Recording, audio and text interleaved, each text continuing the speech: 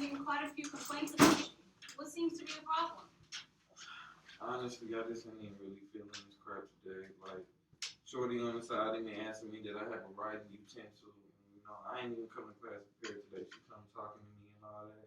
Then I walk into class, dude gonna step on my shoes and then ask me, do I know the answer to the homework that we had the night before? Like, we not in the same class.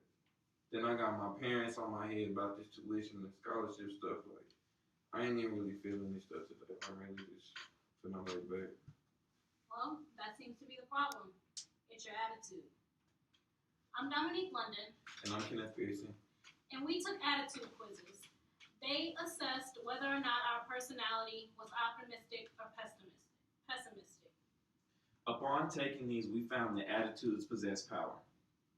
Today, we'll talk about how attitudes are acquired, things that they influence, and ways that they can be controlled. Let's start with acquisition.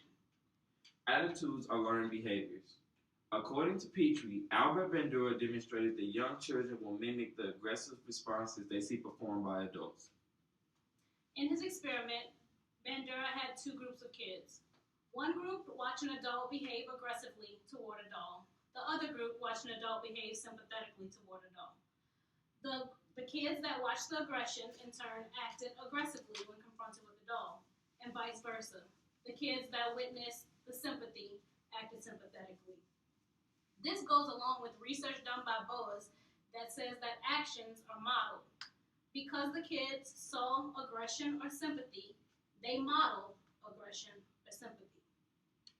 Now let's consider impact. Attitudes influence conduct. How many of y'all just been having like a great day? Like you was just glowing, your makeup, your hair was bright, everything was just good, shoes was crisp.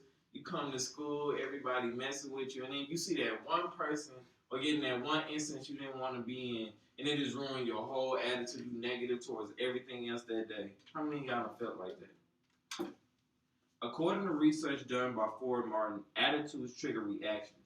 Because you had a negative attitude, your emotions and actions toward others was conveyed negatively. This supports research done by Petrie that feelings direct behavior. That brings us to control.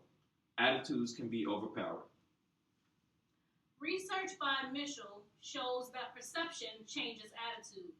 This goes along with the quote that says that one should look at the glass as half full as opposed to half empty. The person who looks at the glass as half full is optimistic. They're happy, they're able to see things in a brighter light. So this perspective gives them control over how they feel, or over their attitude. Another way to control your attitude is through meditation.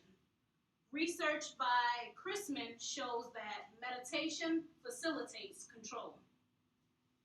Okay, how many of y'all have been talking to y'all parent or somebody over your teacher, your boss, and they just said something completely out of line to y'all, and y'all was like about to flash out on them like this about to go in, but you just had to take a step back, breathe, go to another place, like act like you hitting an imaginary blunt or like whatever you was doing, you just had to back up. How many of y'all done had that?